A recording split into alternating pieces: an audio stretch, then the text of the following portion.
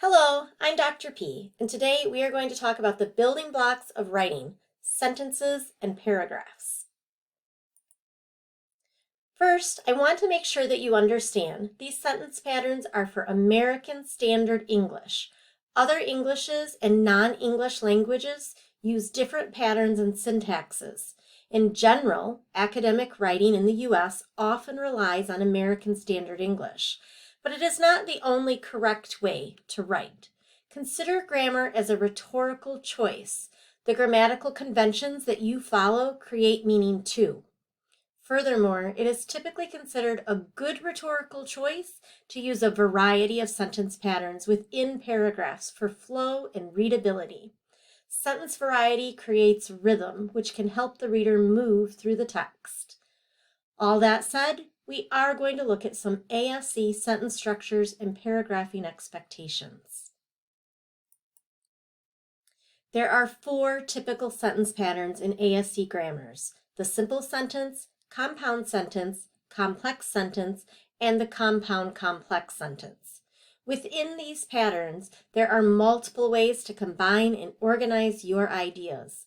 We will be going over these patterns and a few ways to organize them. The simple sentence, just as its name implies, is the most basic sentence pattern, and it consists of a subject, noun, and a verb, action. In ASC, the subject is written first, followed by the verb. There are even times when just a verb is a complete simple sentence: run, help, go. And that is because the subject, you, is implied. Really, these sentences are: you run, you help, you go. Of course, a simple sentence can be dressed up with adjectives, adverbs, direct objects, prepositional phrases, etc. In other words, a simple sentence does not have to be just 2 words. While we wouldn't want a whole paragraph or essay full of simple sentences, because the writing might sound stilted or like it is geared for a younger audience, such as one who is just learning to read, they can be used effectively and rhetorically. Simple sentences can provide clarity by boiling down a concept to its simplest statement. They can also have a dramatic effect or create a transition. Our next sentence pattern is compound sentences. This is when we take 2 or more short or simple sentences, what are also called independent clauses because they could be sentences on their own, and combine them into one longer sentence. A few rules for compound sentences.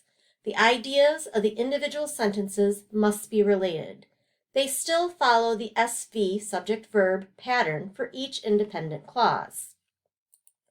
And finally, compound sentences are combined with conjunctions, which always have a comma before them or with semicolon. Complex sentences are similar to compound sentences in that they are combining 2 or more clauses, but one of the clauses is what we call dependent.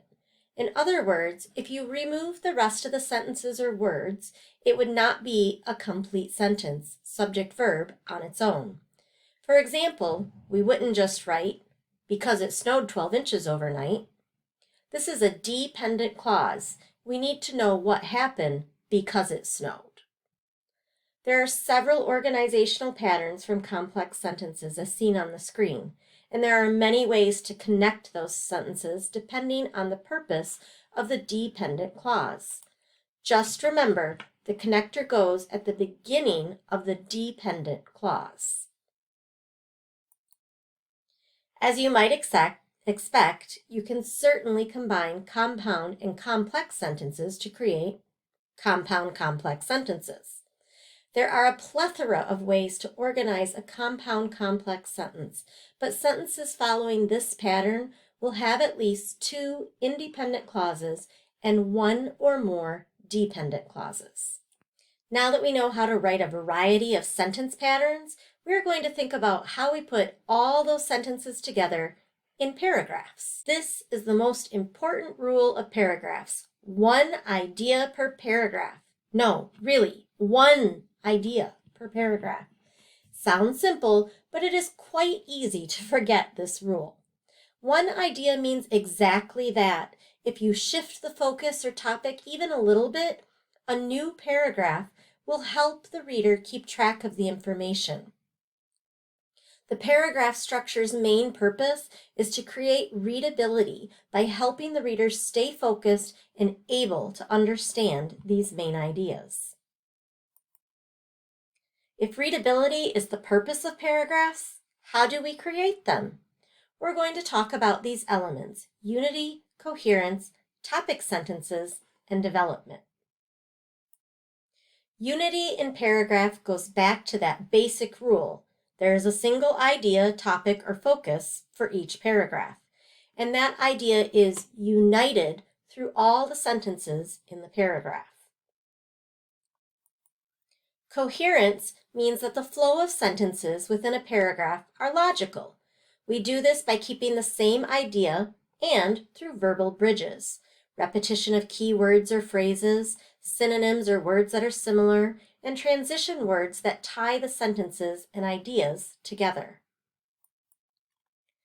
Every paragraph should have a controlling idea, which is presented in a topic sentence. In your past writing classes, you probably learned that this topic sentence has to be the first sentence. While that is often the case, it is not a rule that must always be followed. However, every paragraph does need to let the reader know what it is about through a topic sentence, whether that's the first, second, or last sentence for the paragraph. Development is all the sentences in the paragraph that show your topic sentence or idea. We often think of this as the evidence to support our claims. In other words, topic sentence. How you develop your ideas in each paragraph will depend on your claims or purpose. We will talk about development in future video lectures as well. One thing to remember about both sentences and paragraphs: there are neither a set amount of words per sentence nor a specific number of sentences per paragraph. In fact, readability or fluency would recommend varying both your sentences and your paragraph lengths. Both sentences and paragraphs can be used rhetorically, in other words, to further enhance your purpose or meaning. Have fun playing with these ASE grammatical conventions. A bonus slide just for you. Just like sentence patterns and paragraph structures are rhetorical choices, punctuation can also be used to enhance your meaning. Here are just a few pieces of punctuation that you might consider using for style and effect.